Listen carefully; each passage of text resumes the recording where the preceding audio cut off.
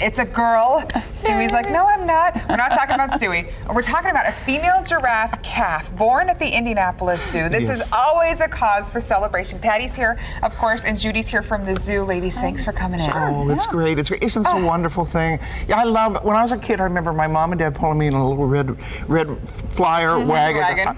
Even back then, I didn't like to exercise. So, and we'd look at all the animals in the zoo and learn things, and my love for animals continued on today, and I love to go to the zoo. Judy's going to tell us about, this is a reticulated giraffe. Yes, and we love hearing stories like that, because when you get kids to the zoo early, then they have a love of animals and they want to help them, you know?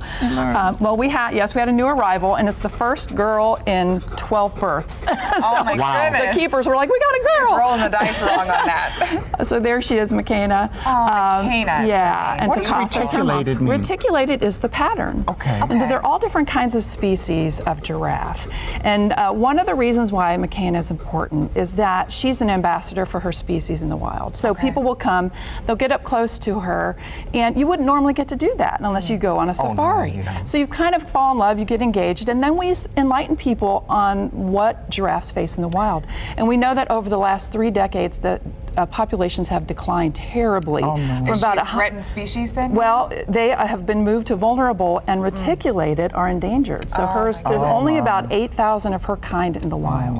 So she really is an important part of spreading the word. We also have some things at the zoo that you can do. Last year, we had a roundup in the gift store. So your change went to the Giraffe Conservation Foundation. And so we sent $20,000 to them last year because people just rounded up their change. And that buys a lot. Well, and giraffes are beautiful, especially any baby animal. But giraffes are fascinating because they're so big when they're born. And if I'm right, when they're born, they've got to drop 5 or 6. Right? That's kind of a rough welcome. But they get right up.